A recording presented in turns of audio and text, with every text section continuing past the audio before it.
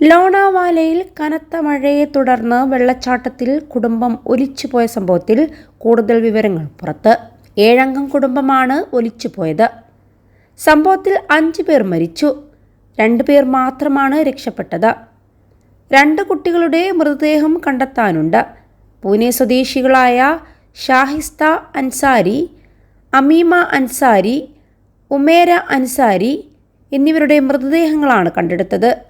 Adnan Ansari, Maria Sayyid എന്നിവരെയാണ് കാണാതായത്. പൂനെ സിറ്റിയിലെ സയ്യിദ് നഗർ പ്രദേശത്താണ് കുടുംബം താമസിക്കുന്നത്. ദാരുണമായിരുന്നു ഈ അപകടം.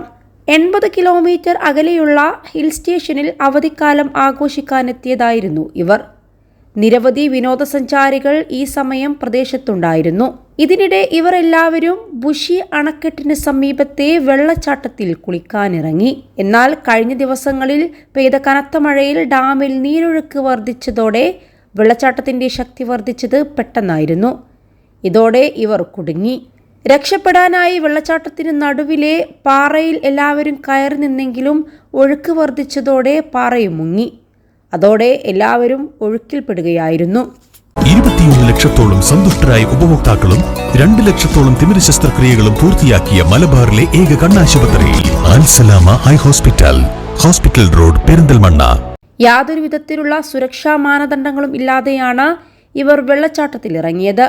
ലോണാവാല പോലീസും എമർജൻസി സർവീസുകളും മുങ്ങൽ വിദഗ്ധരും രക്ഷാപ്രവർത്തകരും ഉൾപ്പെടെ രക്ഷാപ്രവർത്തനം ആരംഭിച്ചു. കാണാതായ കുട്ടികളെ കണ്ടെത്താൻ തിങ്കളാഴ്ചയും തിരച്ചിൽ തുടരുകയാണ്. കൂടുതൽ ദുരന്തങ്ങൾ ഉണ്ടാകാതിരിക്കാൻ ഈ പ്രദേശങ്ങളിൽ ജാഗ്രത പാലിക്കണമെന്ന് അധികൃതർ നിർദ്ദേശിച്ചിരുന്നു. കുടുംബത്തിന്റെ അവസാന നിമിഷങ്ങളുടെ ഭയാനകമായ ദൃശ്യങ്ങളും പുറത്തു വന്നിരുന്നു. സഹായത്തിനായി നിലവിളിക്കുന്നുണ്ടെങ്കിലും കനത്ത മഴയും ഒഴുക്കും കാരണം ആർക്കും എത്തിപ്പെടാനാകുമായിരുന്നില്ല. ഇവർ വെള്ളച്ചാട്ടത്തിലേക്ക് വഴുതി വീണ് താഴെയുള്ള റിസർവോയറിൽ മുങ്ങി മരിക്കുകയായിരുന്നുവെന്ന് വാർത്താ ഏജൻസിയായ PTI റിപ്പോർട്ട് ചെയ്യുന്നു. മലവെള്ളം ഇരച്ചെത്തിയതോടെ അപകടത്തിൽപ്പെട്ടവർ വെള്ളച്ചാട്ടത്തിന് നടുവിലുള്ള ഒരു പാറയിൽ നിൽക്കുകയും പരസ്പരം മുറുകെ പിടിക്കുകയും ചെയ്യുന്ന ദൃശ്യങ്ങളിൽ വ്യക്തമായി കാണാം. വെള്ളം കുത്തിയൊലിച്ചതോടെ ഇവർക്ക് പിടുത്തം നഷ്ടപ്പെടുകയും ഒലിച്ചു പോവുകയുമായിരുന്നു. സഹായത്തിനായി കുടുംബവും ചുറ്റും കൂടിയവരുമെല്ലാം നിലവിളിക്കുന്നുണ്ടെങ്കിലും ആർക്കും ഒന്നും ചെയ്യാൻ സാധിച്ചില്ല.